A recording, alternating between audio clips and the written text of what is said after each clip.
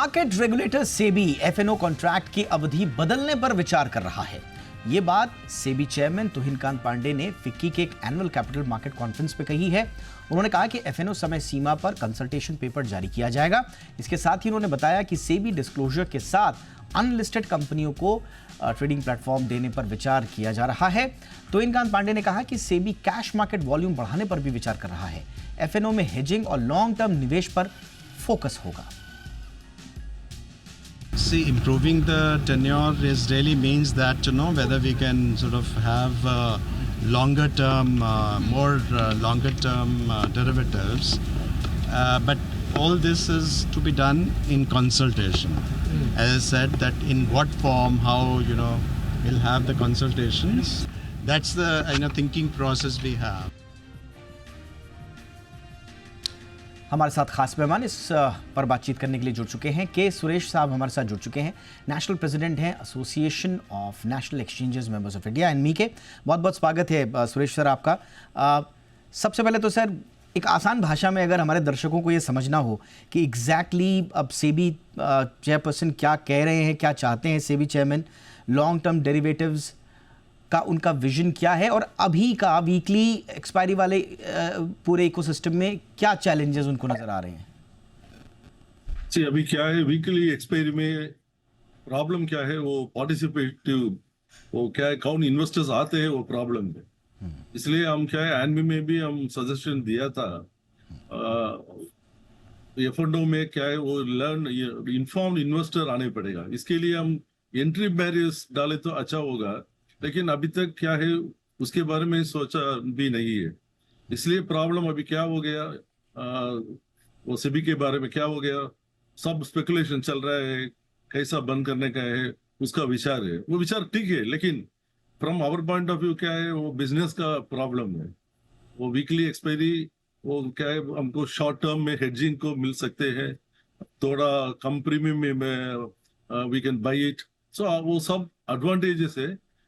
हमारा ब्रोकर्स को भी स्टॉक एक्सचेंज को भी बिजनेस एंगल क्या है वो अच्छा है वो वीकली एक्सपायरी और बट लेकिन वो क्या है हमारा कैपिटल मार्केट नेता सेबी का चिंता में क्या है कैसा वो स्पेकुलेटर्स को कम करने का रादर रिड्यूस करने का है, उसके बहुत विचार है उसमें। इसलिए वो सोचा होगा लॉन्ग टर्म जाने तो क्या है, that's what they may think. Okay sir, यानी कि जी आप कह रहे हैं कि मतलब शायद जो मंथली एक्सपायरीज हैं वो इन्वेस्टर्स को एनकरेज करेंगी कि वो लॉन्ग टर्म पोजीशंस लें और थोड़ा सा हेजिंग की क्वालिटी इंप्रूव हो, ये आइडिया है सर इसका? क्वालिटी है, फिर क्या है वो शॉर्ट टर्म में क्या है स्पेकुलेटर्स ज्यादा आ सकते हैं शॉर्ट टर्म में, लॉन्ग टर्म में क्या है थोड़ा कम हो सकते हैं ना स्पेकुलेटर्स का। That is the first advantage है। But from our business point of view as I told you it is going to be a small big hit for us in the revenue side. हाँ, मैं आऊँगा sir, मैं आऊँगा sir इस पे कि इसके चैलेंजेस क्या होने वाले हैं खास तौर से एक्सचेंजेस और ब्रोकर्स पे। बट मैं थोड़ा सा आइडिया अपने दर्शकों को क्लियर करना चाह रहा था। तो आप ये कह रहे हैं कि अभी वीकली कॉन्ट्रैक्ट से होता क्या है कि एक्सेसिव स्पेकुलेशंस ट्रेडिंग आ जाती हैं।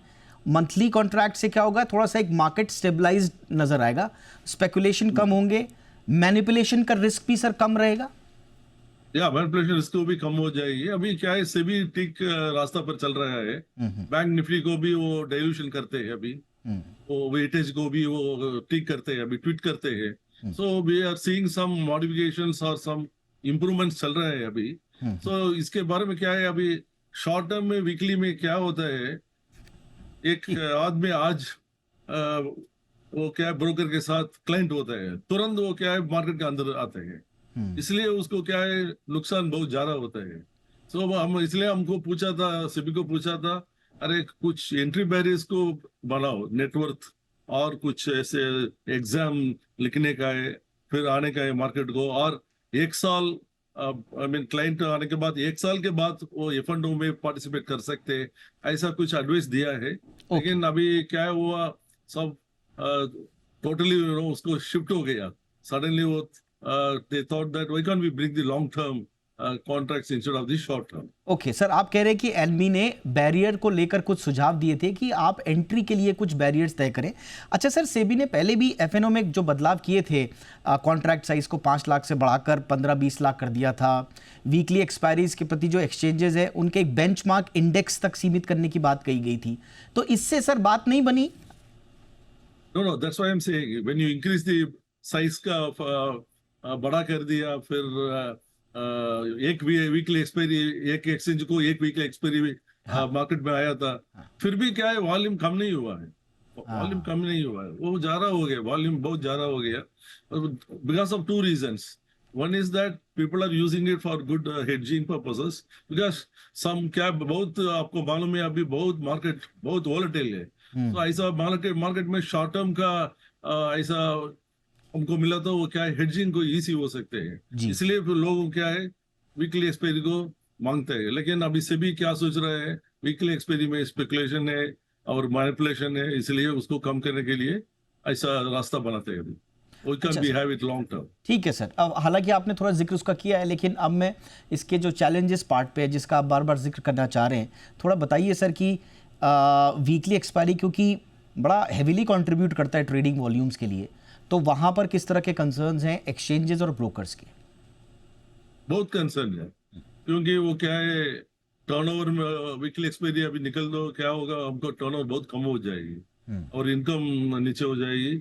सो इसलिए क्या है, हमको भी नहीं है, गवर्नमेंट को भी टैक्स भी कम हो जाएगी, इसलिए वो वीकली एक्सपायरी में मेरा रादर हमारा एनमी का क्या प्रेफरेंस है, थोड़ा ट्वीट करने का है। सी एक इकोसिस्टम क्या है, बात I mean you should not disturb the ecosystem very often. अभी क्या हम किया है, एक इंडेक्स एक एक्सचेंज ऐसा ऑलरेडी ट्वीट किया है, सो वो चल रहा है अभी।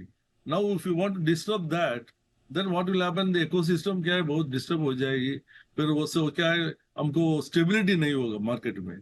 सही मार्केट में क्या है, स्टेबिलिटी चाहिए, स्टेबिलिटी अच्छा नहीं तो इन्वेस्ट नहीं आ सकते अंदर, वोलेटाइल भी होगा, सब प्रॉब्लम हो जाएगी। इसलिए वो भी ठीक कहा था, सेबी चीफ भी कहा था, कंसल्टेटिव प्रोसेस में सोचने पड़ेगा कैसा वो इम्प्लीमेंट। अभी वो कह रहे हैं कि ये थॉट प्रोसेस है।